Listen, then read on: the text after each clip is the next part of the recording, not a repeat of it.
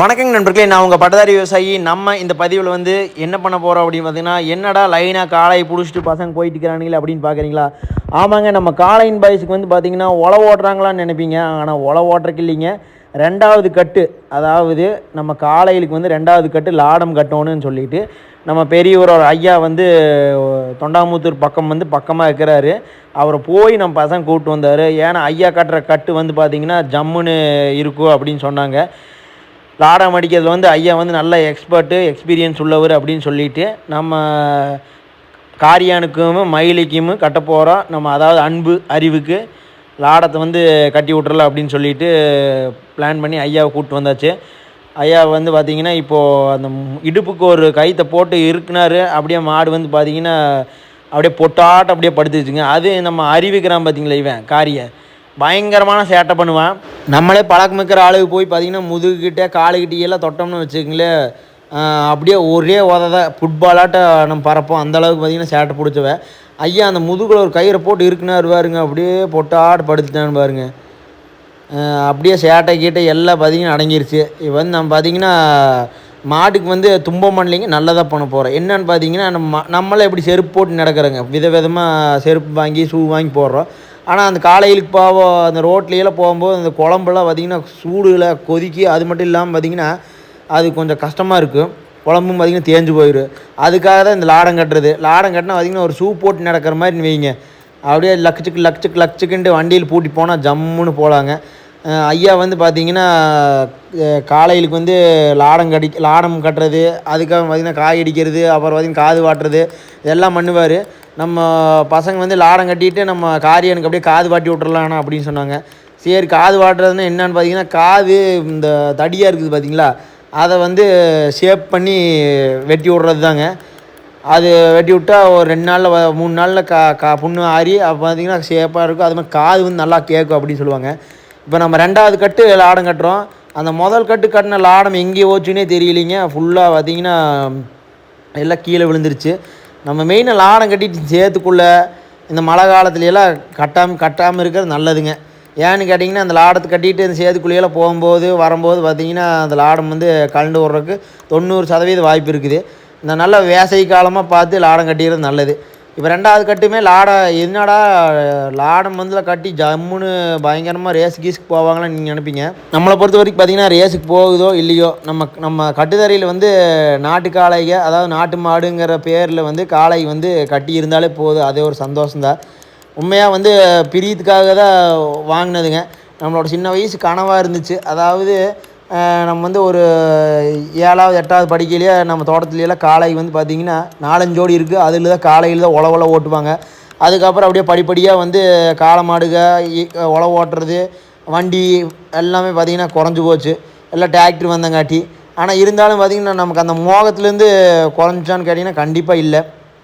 அந்த ஒரு காரணத்துக்காகவே வந்து பார்த்திங்கன்னா நம்ம கண்ணுக்குட்டியில் வாங்கினது இந்த அளவுக்கு வந்து பெருசாகி நிற்கிது. அதை பார்க்கும்போது கொஞ்சம் சந்தோஷமாக இருக்குது. ஏதோ இதுகளுக்கு வேண்டியா நம்ம தோட்டத்துக்கு போய் ஏதோ ஒன்று வேலை செய்யலான்னு தோணும்.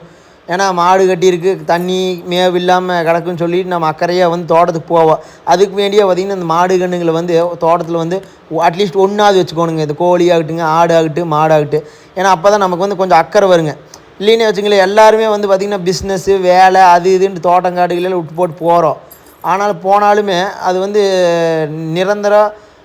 அது மட்டும் இல்லாமல் பார்த்திங்கன்னா சந்தோஷம் கொடுக்குமான்னு கேட்டால் கண்டிப்பாக இல்லை. நம்ம இந்த மாதிரி வாயிலா ஜீவனில் வந்து பாசமாக வளர்த்து அது வந்து நம்ம கட்டுத்தறியில் கட்டி இருந்தாலும் அது தனி ஒரு அன்பை கொடுக்கு. மனசுக்கும் பார்த்திங்கன்னா ஒரு மன நிறைவு நிம்மதியாக கிடைக்குங்க இந்த வேலைகளை செய்யும்போது. ஐயா வந்து பார்த்திங்கன்னா கிட்டத்தட்ட ஒரு 50 வருஷம் 40 வருஷம் எக்ஸ்பீரியன்ஸான ஆளுன்னு நினைக்கிறேங்க. பசங்க அப்படி தான் சொன்னாங்க. லாடம் வந்து கட்டுறதும் பார்த்திங்கன்னா பிசிறு தட்டாமல் ஜம்முன்னு அடிக்கிறாரு. இவரோட காண்டாக்ட் நம்பர் பார்த்திங்கன்னா நான் ஸ்க்ரீனில் கொடுத்துட்றேன். வேணுங்கிறவங்க சுற்று வட்டாரத்தில் வந்து நீங்கள் காண்டாக்ட் பண்ணி லாடம் அடிக்கிறதுக்கெல்லாம் கூப்பிட்டுக்கலாம். ஜோடிக்கு வந்து 1000 ரூபா சார்ஜ் பண்ணுறாருங்க. அப்புறம் ஐயா கிட்ட மெயின் ஒரு ட்ராபேக் என்னென்னு கேட்டிங்கன்னா, ஐயா வந்து வண்டி வசதிகள் இல்லை. நம்ம தான் போய் கூப்பிட்டு வரோம். வீட்டுக்கு கூப்பிட்டு போய் 5 ஜோடியாக இருந்தாலும் சரி, 3 ஜோடியாக இருந்தாலும் சரி, ஜம்முன்னு அடிச்சு விட்ருவா. அப்படி அனுசரிச்சும் பார்த்திங்கன்னா வாங்கிக்குவா. அப்படி நீங்கள் வந்து இவரோட காண்டாக்ட் நம்பர் கொடுத்துட்ற ஸ்க்ரீனில் நீங்கள் வேணுங்கிறவங்க வந்து விவசாய பெருமக்கள் யூஸ் பண்ணிக்கலாம். ஏன்னா லாடம் கட்டுறவங்கெல்லாம் பார்த்திங்கன்னா இப்போ குறைஞ்சிட்டாங்க. ஓப்பனாக சொல்ல போனேன், லாடம் கட்டுறவங்க ஆகிட்டுங்க, மாட்டு வண்டி செய்கிறவங்க ஆகிட்டு பட்டறைகளே பார்த்திங்கன்னா இல்லை, அந்த அளவுக்கு வந்து குறைஞ்சிருச்சு. ஆனால் இந்த மோகம், இந்த ரேக்லா ரேஸு, ஜல்லிக்கட்டு எல்லாம் பார்த்திங்கன்னா தொடர்ந்து இருக்கிறனால பசங்க வர வர வருங்கால பசங்கள்லாம் பார்த்திங்கன்னா அதில் இன்ட்ரெஸ்ட்டாக காமிக்கிறாங்க. அதில் மாடு வண்டிக்கெல்லாம் நிறையா பேர் வீட்டுக்கு ஒரு வண்டி எருதுக்கு வைக்கணும்னு நினைக்கிறாங்க, ஆசைப்பட்றாங்க. அது உண்மையாக பெருமைக்குரிய விஷயந்தாங்க. அந்த மாதிரி எல்லாருமே நினைக்கணும். நினச்சி வந்து இது பண்ணால் தான் நம்மளோட நாட்டு இன மாடுகள் வந்து அழியாமல் இருக்கும். உண்மையாக வந்து நாட்டு மாடுங்கிறது வந்து என்னதான் ஒரு 100 ஜெர்சி மாடே நம்ம கட்டுத்தறியில் கட்டியிருந்தாலுமே ஒரே ஒரு நாட்டு மாடு இருந்தால் வச்சிங்களா, அதோட ஸ்பெஷலே தனி தான். நம்ம காரியானுக்கு வந்து பார்த்திங்கன்னா காதும் பாட்டியாச்சு, அப்புறம் லாடமும் கட்டியாச்சுங்க. அதை கொண்டு போய் ஓரமாக கட்டியாச்சுங்க. இந்த மயிலைக்கு வந்து பார்த்திங்கன்னா நம்ம காது வாட்டுறது இல்லைங்க, வெறும் லாடம் மட்டும் தான் கட்டுறது. இவன் வந்து பார்த்திங்கன்னா நல்லா பக்குவமாயிட்டானுங்க, ரொம்ப சாது. குழந்தைங்க கூட பார்த்திங்கன்னா ஜம்முன்னு தொடலாம், எதுவும் பண்ணமாட்டா, சிவனேன்னு இருப்பானுங்க. நல்லா ஒரு பாஸ்காரம் பையன். எப்படியோ பார்த்திங்கன்னா 2த்துக்கும் லாடம் கட்டியாச்சு. நம்ம காளைக வீடியோவில் நிறைய பேர் வந்து விரும்பி பார்க்குறீங்க, நிறைய பேர் அப்டேட் கேட்குறீங்க. நம்மளுக்கு வந்து பார்த்திங்கன்னா கொஞ்சம் பெர்சனல் ஒர்க்கு, அப்புறம் அலைச்சல், அதெல்லாம் காரணமாக வந்து வீடியோலாம் கொஞ்சம் நிறைய போடுறதில்ல. இப்போ தான் தோட்டத்துக்குள்ளே கொஞ்சம் வேலையேன்னு சொல்லி இறங்கியிருக்கிறேன். உங்களோட தொடர்ந்து சப்போர்ட் கொடுத்து ஆதரிச்சிங்கன்னா நம்ம வீடியோஸ் எல்லாம் கண்டினியூஸாக வந்துகிட்டே இருக்கும். அவ்வளோதானுங்க. 2 காலைக்கும் பார்த்திங்கன்னா லாடம் கட்டி முடியாது. ஐயாவும் பார்த்திங்கன்னா கட்டி முடிச்சு ஸ்டைலாக அவர் ஹேர் ஸ்டைலில் ஒதுக்குறாரு பாருங்க, வேறு லெவலில். அப்புறம் நம்மளோட வீடியோ பிடிச்சாலும் லைக் பண்ணிங்க, ஷேர் பண்ணி, மெயினாக சப்ஸ்கிரைப் பண்ணி, நிறைய பேர் சப்ஸ்கிரைப் பண்ணாமல் பார்க்குறீங்க. அப்கமிங் வீடியோஸில் நம்மளோட பண்ணை செட்டப்போட அப்டேட் வந்து கொடுத்து இருப்பாங்க. நன்றி, வணக்கம். அடுத்த வீடியோவில் வருவேனுங்கோ.